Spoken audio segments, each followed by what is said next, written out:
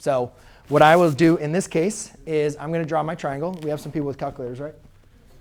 OK. So I'm going to draw an obtuse triangle. This makes sense for this to be C, right? Yeah, it's the obtuse, right? We don't want to draw the first triangle, which is an acute, right? We want to draw an obtuse. So therefore, this would make sense to be 16. And then where B is, it doesn't really matter. Let's just make B up here.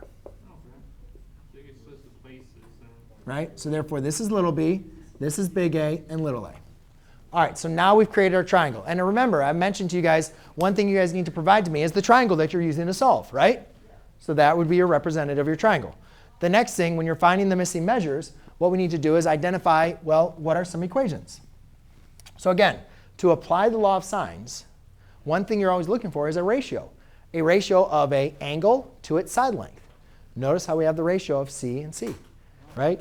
We don't have the ratio of B, but we have one term, and we have nothing for A. So therefore, if I need to create a ratio, I need to do a ratio with C and B, right? Now, what am I solving for, an angle or a side length? Well, if I'm just going to use B for right now, we can figure out A in a second. But if we're just going to use B, we're going to do side length, right? OK. So therefore, my ratio, I'm going to want B to be in the numerator. So I'm going to write this as 16 over the sine of 103 equals B over the sine of 16 degrees.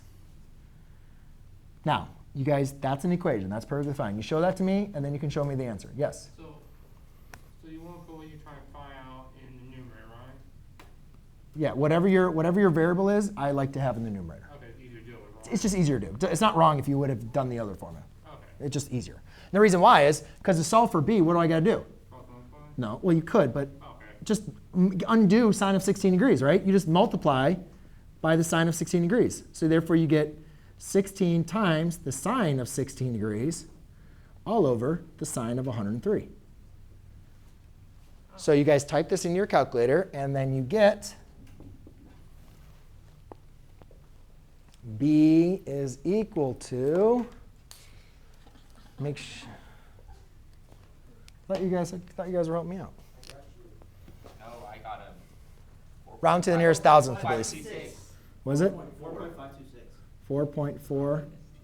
4.41. 4.526. bro.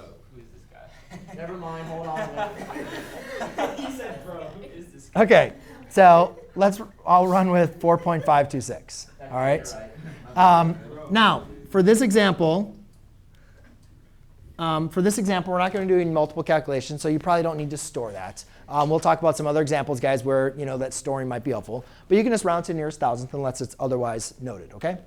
Now, for the next one is now we got to figure out, well, we don't have anything for A. We don't have an angle. We don't have a side. But there's one thing that we remember from geometry class that's going to help us here. Is that It adds up to 180. all the angles add up to 180. So we can say A is equal to 180 degrees minus 103 degrees minus 16. So therefore, A is going to be equal to 61 degrees. 61 degrees.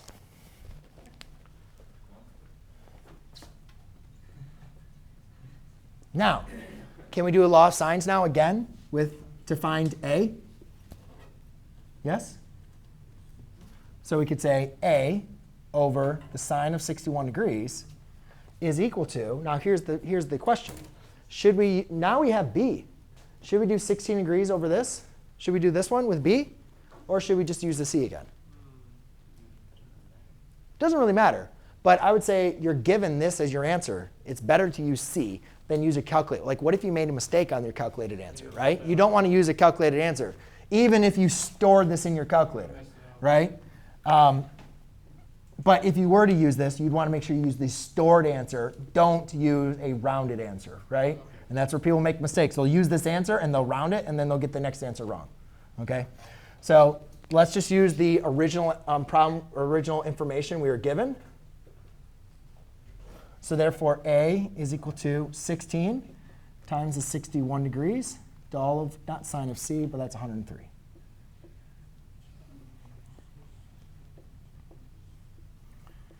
And again, guys, you don't need to show me both of these equations. right? I'm just showing these so you guys know what to type into your calculator, okay? It's 14 point what? 360. Okay. Now again, last thing we want to do. Do those side lengths kind of make sense? Yeah. Right? We're not getting like 0.57 as a side length or like 476, right? Those look relatively good. You guys agree? Yeah. Okay. So that is how you do the problem.